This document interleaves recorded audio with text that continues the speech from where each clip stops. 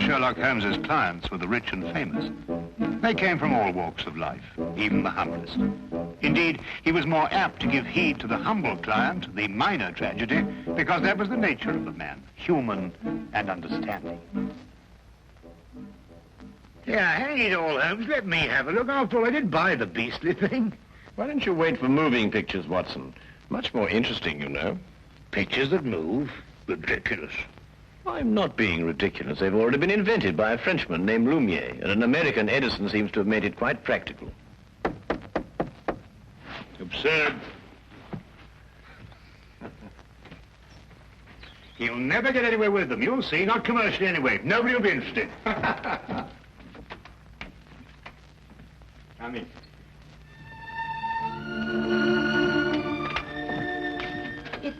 It's Mr. Sherlock Holmes in, please, sir. Yes, he is. I'd like to see him if he'll speak to me, please, sir. Of course he will.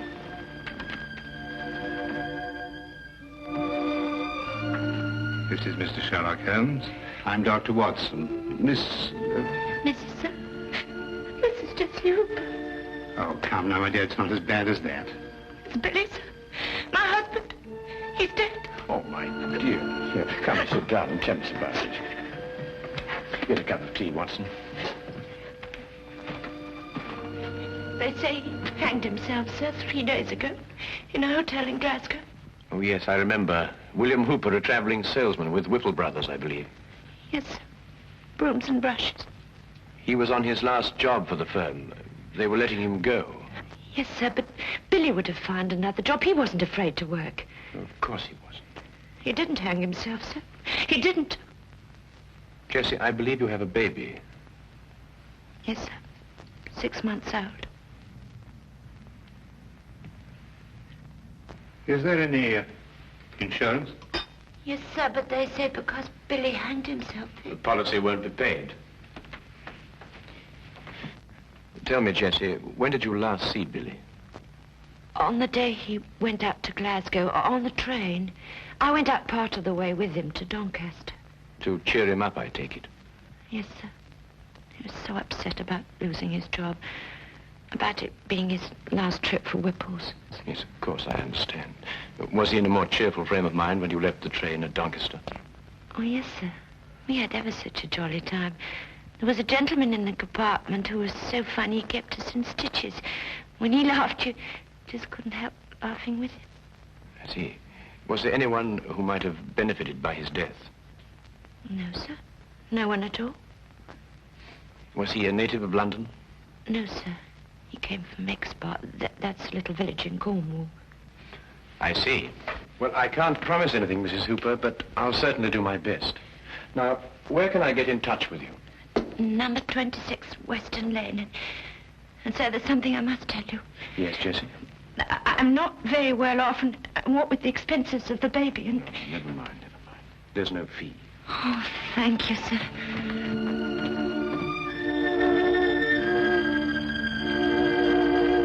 Goodbye, sir. Goodbye, Jessie. Sir, I don't know how to...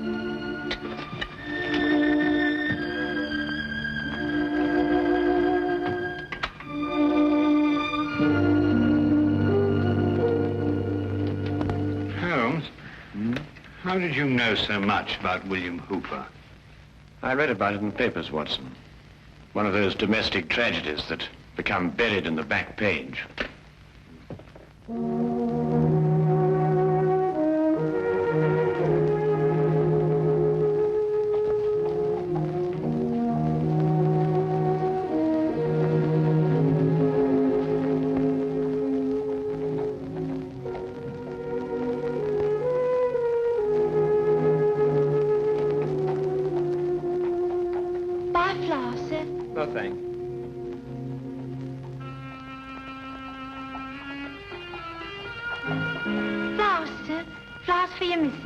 Got any stinging nettles?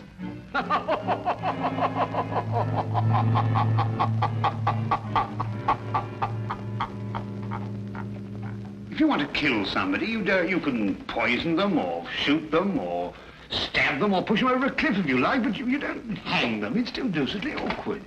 Unless, of course, you want to make it look like suicide. Oh, Watson, be a good fellow, would you, and buy me 15 feet of manila rope before we go out to Glasgow? Well, we could buy that anyway. Glasgow?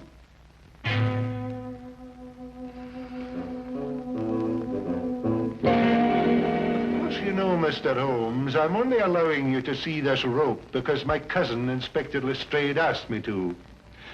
He tells me you've been a wee thing useful to him down there in London from time to time. Well, that's very kind of you to say so, Inspector McDougal. I'm sure that your cousin would appreciate that.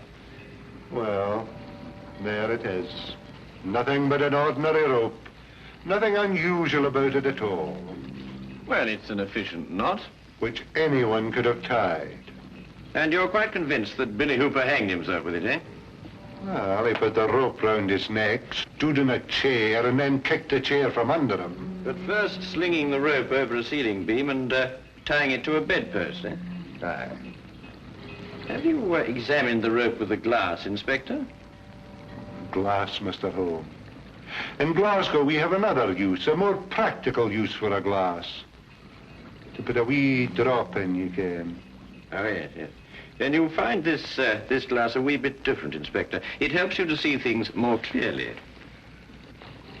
Just what am I supposed to see with this? That the fibers on the rope that were slung over the beam point towards the noose. Yeah, I can see which way they point, but I can't see the point of them. Ah, well. You will, Inspector. Now I should like to have a look at Billy Hooper's shoes and the room in which he was supposed to have hanged himself. Mr. Holmes, I'm beginning to have a great deal of sympathy for my cousin, Inspector Lestrade, to say nothing of the entire London police force.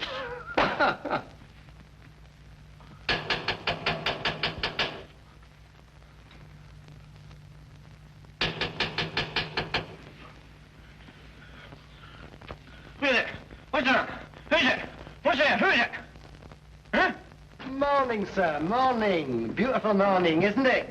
This is the room, gentlemen.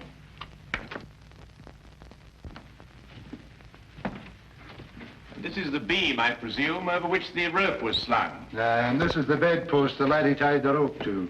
Interesting. Just a little routine detection, sir. Why don't you go back to sleep? Watson, let me have the rope you bought in London, would you? Yes.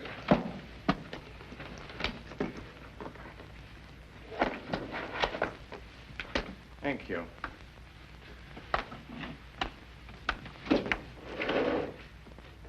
Now, would you come and stand under the noose? Just a minute, Holmes. What are you up to? Mr. Holmes, I'm afraid I can't allow you to hang your friend in my presence. Oh, very well. I only wanted to make the demonstration as graphic as possible. Would you hold it, Watson? Now, observe the rope, Inspector, passing over the beam as I hoist Watson up. What is all this in aid of? Oh, just an experiment, Watson. I believe you put on a bit of weight, old chap. This nonsense in aid of. Let's have a look at the rope. Inspector, observe that part of the rope which passed over the beam. You will note that the fibers point towards the noose. Exactly like the fibers of the rope Hooper was hanged with. So they do. But if he had hanged himself by kicking the chair from under him, his body dropping down would have caused the fibers to bend in the opposite direction, away from the noose.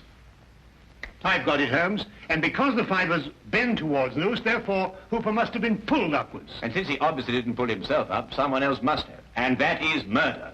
Murder? What are you talking about? The late William Hooper, sir.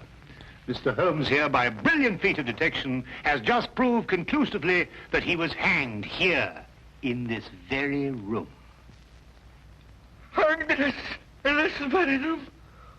Oh, let me go in here.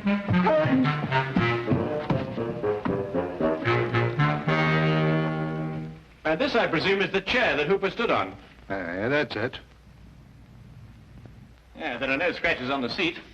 And there was a nail sticking out of Hooper's right shoe. Further evidence if you require any, Inspector. Ah, fragments of glass. Was there a broken drinking glass found on the floor, Inspector? No, nothing at all. Oh, I expect the murderer tied it up after him. But I think that we'll discover that he gave Hooper a drink with a drug in it. Rather difficult to analyze at the moment, but I shall have a look into it. Wasn't there someone in the bed, Watson, when we came in?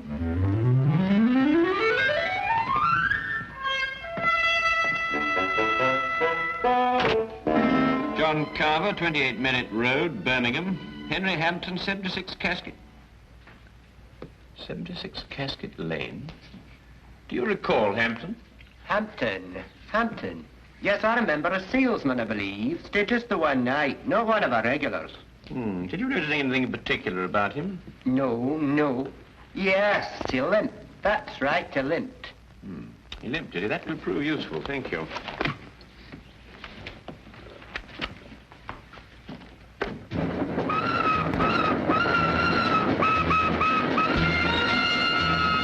Aside from the fact that Hooper was murdered, what else do we learn in Glasgow? Well, Watson, that the man who registered under the fictitious name of Henry Hampton of 76 Casket Lane is the murderer. Oh, I see.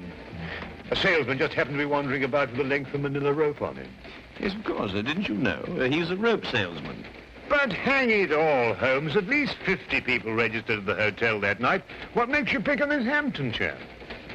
Because, my dear fellow, an elementary geographical knowledge of London would tell you that the even numbers in Casket Lane stop in the 60s. Number 76 is obviously a figment of Mr. Hampton's imagination. I see. But then, if both his name and his address are false, where are we going to start looking for him? We begin, obviously, with a trip to Exbar, Billy's birthplace in Cornwall. Now I'll tell you one. About the chap who woke up one morning with an elephant trunk instead of his nose. Began the day by blowing his own trumpet. Anyway, it's nonsense. The murder will be the other side of the world by now.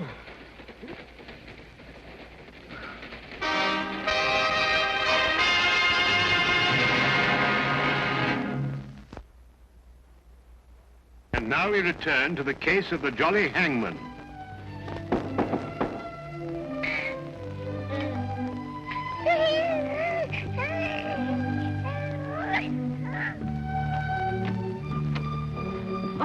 Mr. Holmes. Dr. Watson. Good morning, Jessie. I hope we haven't interrupted your household chores. Oh, no, sir. Please come in. Thank you. So that's a little man, eh? Yes, sir, that's little Billy. Oh, I say, Holmes, look at that chest, too. Look at these biceps. Yes, Watson, and look at that nice high forehead and that well-developed cranium. Won't you have some tea, sir? I'm sorry, Jessie, but I'm afraid we won't have time. We've come to ask you a few questions about your husband. Yes, sir. Please sit down. Thank you. Dr. Watson and I have just come back from Exbar. It occurred to me that the seeds of what happened in Glasgow were sown in the past. We learned, Jessie, that when Billy was 7 years old, his grandfather was murdered. Did you know that? No, sir. Billy never told me. I can understand that. He was a sensitive young man, and he wouldn't want to burden you with a gruesome story. What happened, sir? Well, at that time, Billy was living alone with his grandfather on an isolated farm. One night, the old man gave shelter to a stranger. The following morning, Billy's grandfather was found murdered, and Billy was discovered incoherent with fear hiding in a shed. The murderer was never identified. The only thing that Billy could tell the police was that the man lived. Exactly, Watson. However, years passed. The murderer felt comparatively safe. There was only one person in the world who could identify him. The man who once had been that 7-year-old boy. And he probably thought the little boy'd forget anyway. But the little boy didn't forget. The memory remained here, dormant for many years, until it was reawakened in Glasgow. Oh, that window. It's too dark, don't it? Always dropping shut like that. Billy was going to fix it. In Glasgow, sir? Yes, where he encountered the murderer. The memory began to stir, perhaps awakened by that limp. And the murderer began to realize that sooner or later, Billy would remember and identify him. Now I understand. Understand what? Billy's nightmares.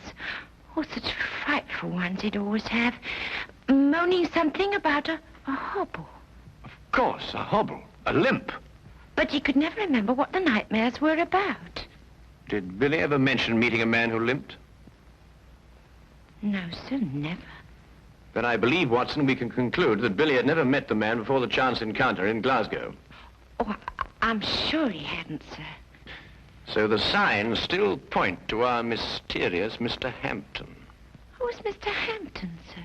A gentleman I very much wish to lay my hands on. And I will. You may be sure of that, Jetson. My feet are killing me. How many more of these companies we got to see? Oh, chin up, old chap. Only about a dozen or so. Well, can't we cover them in a hansom? What? A hansom cab on a beautiful day like this? Oh, don't be silly.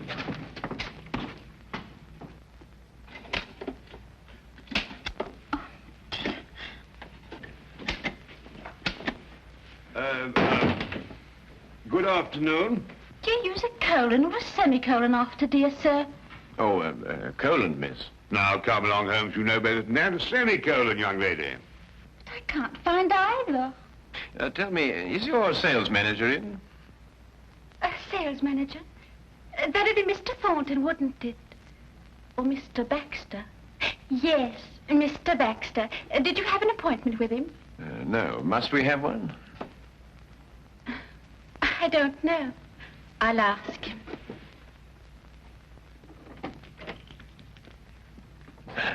New, I'd say, Holmes.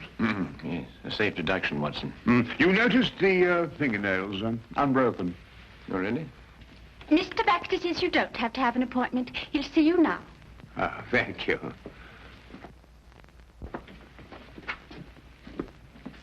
Good afternoon, gentlemen. Good afternoon. And what may I do for you? Good afternoon. My name's Dr. Watson, and this is Mr. Sherlock Holmes. Sherlock Holmes, eh? Oh, this is an honor. Not here to arrest anyone, though, I hope. Would it be an imposition to ask for your salesman's itinerary during, let's say, the last few weeks? The cities they've covered? No sooner asked than done, as the genie said. Oh, must be in the file drawer. Our road chart, you know. Dr. Watson, would you mind getting it? It's in the drawer over there. Yes, of course I will. The brown folder. Yes, that's it. Thank you. Now, let's see, shall we? Johnson covered Wales all this month. Harkinson over in Ireland. Now, quite sure you've had no one in Glasgow? That's right. Used to go on the road myself, but not any longer. Can't stand the trains. Haven't been in one for years. Well, thank you very much indeed. And good day to you, sir. Good day. Come back if you've got any loose ends to tie up.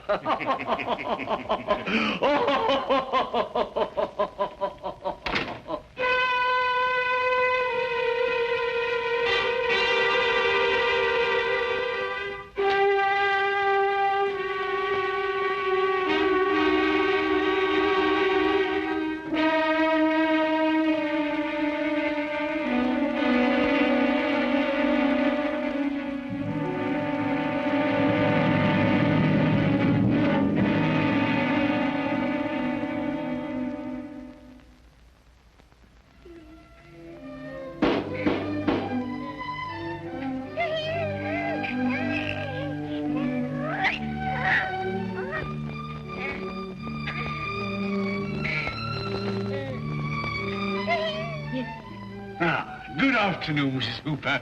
You don't remember me, Mr. Baxter. Oh, yes, of course I do, sir. Won't you come in? Thank you. You were the jolly gentleman on the train with Billy and me. Give me your coats. Oh, thank you. I've come to offer you my deepest sympathy. Yes, sir. Oh, a tragedy. He was a fine boy.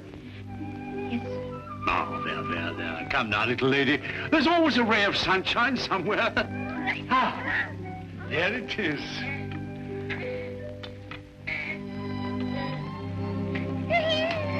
A little bundle of happiness. A joy and blessing for you. You'll always have...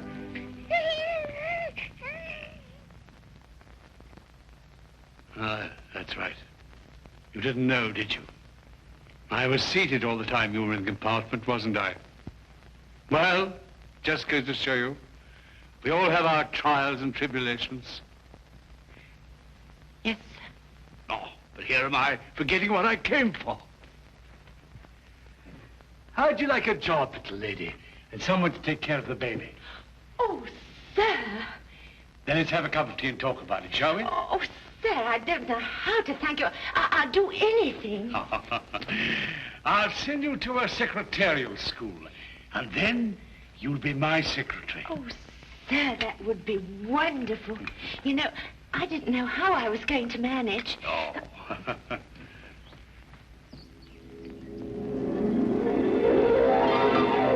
Take sugar, sir. Huh? Oh, no, thank you.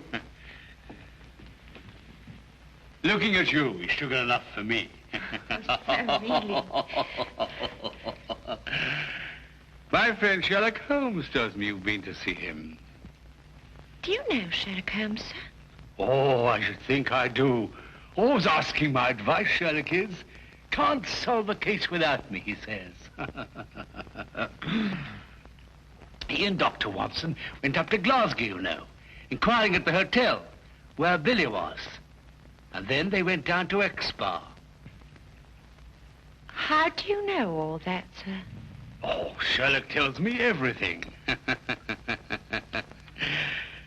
I suppose you told him that you and Billy met me on the train.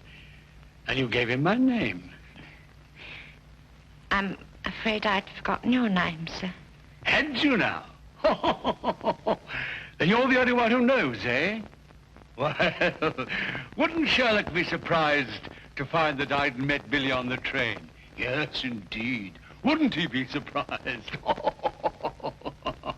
Yes, sir. Now, drink up your tea, and we'll talk about your new job. Huh?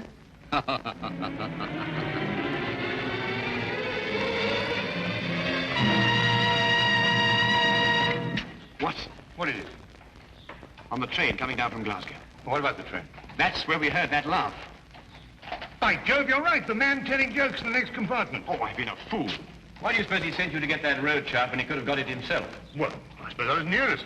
No, because he didn't want us to see that he limped. Don't you understand? He's the jolly man in the train who cheered up Billy and Jessie. Yeah. Cabby! Here!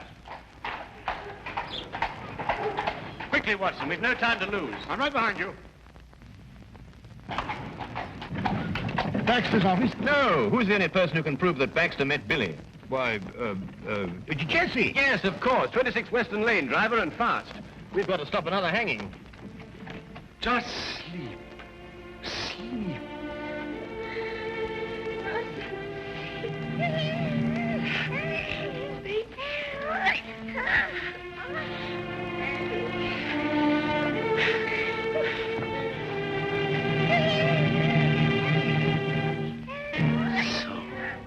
You had to go to Sherlock Holmes, eh? Couldn't leave well alone, could you? You're just like your husband in that. He couldn't let sleeping dogs lie either. The way he looked when he saw me walk out of the train at Glasgow. Well, maybe he wouldn't have remembered my limp from that night, and maybe he would. No point in taking chances. I don't believe in taking chances. Mrs. Hooper! Mrs. Hooper! It's Sherlock Holmes! Open the door! Mrs. Hooper! Jessie, it's Sherlock Holmes. Open the door! Jessie, open the door! All right, Watson, break it down.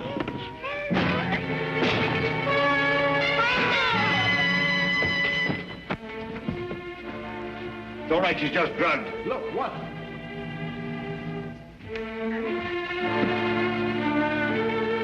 No.